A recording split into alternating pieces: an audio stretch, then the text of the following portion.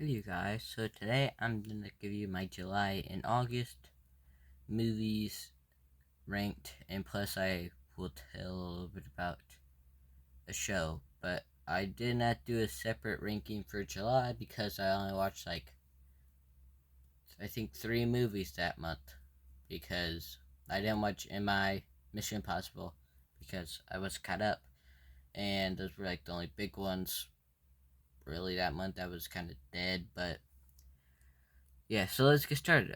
So the show was Secret Invasion, which it had me up there for episode 1 through 5, and then episode 6 came, and it all came tumbling down. Yeah, it was great up till the final episode, and then the final episode, ooh, ooh, ooh, ooh. Yeah, we don't talk about episode 6. Um, but episode 1 through 5 was like, I really enjoyed it. I know some people say that they didn't really enjoy the show, but I thought it was like, always left you at like a cliffhanger, and it seemed like it had a twist sometimes. At number 9, they cloned Tyrone.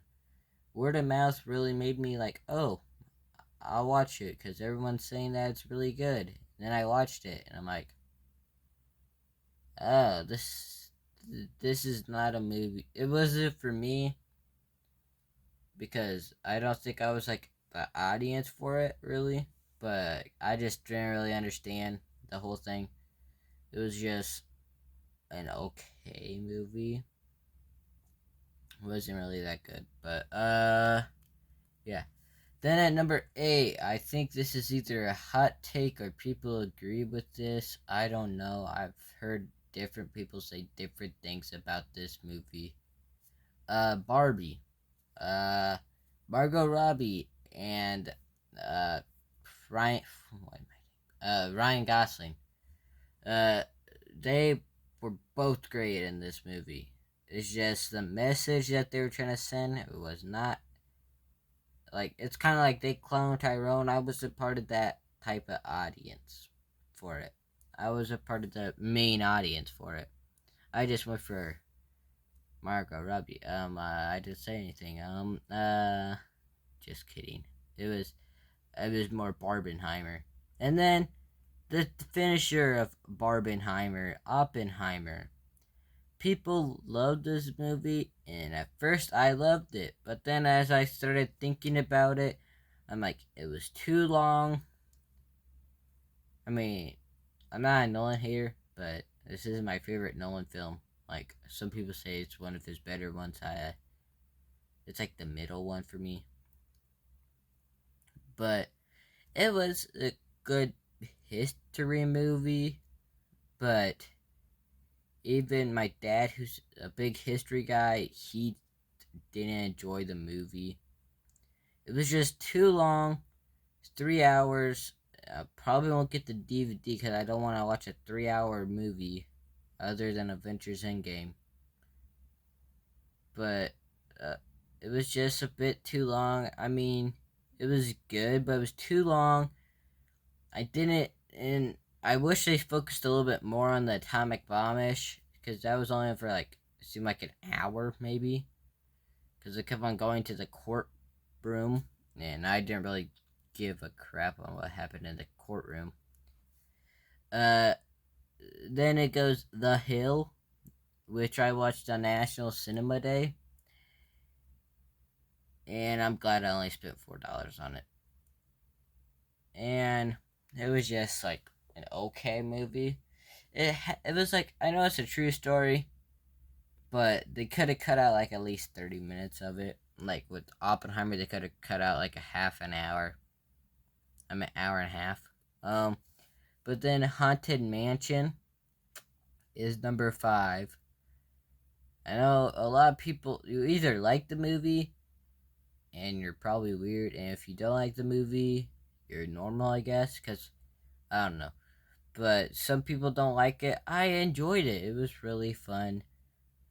Great cast. None of them I really thought was that annoying. And then number 4 is Strays. Uh, Comedy. Really funny movie.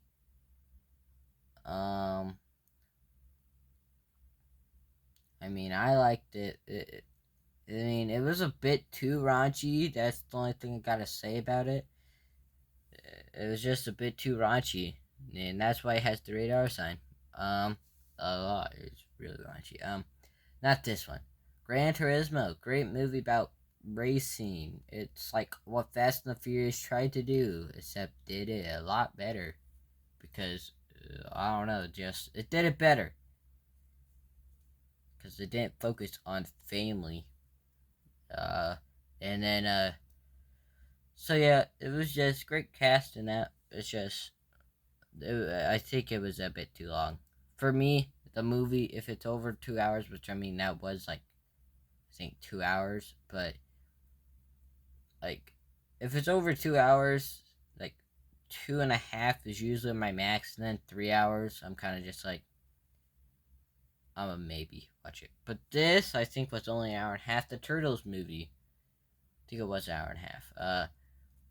But it reminded me why I loved the Turtles when I was a kid, so that's why it's up so high. I mean, it's not the greatest movie ever created, but it was a fun movie. It reminded me why I loved the Turtles. So, but then at number one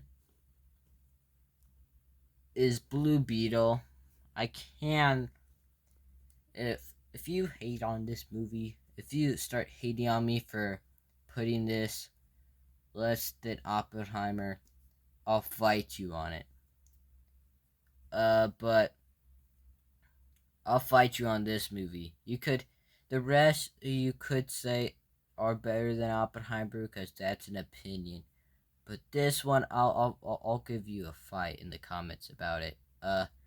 This movie blew me away. Most I laughed in the theater.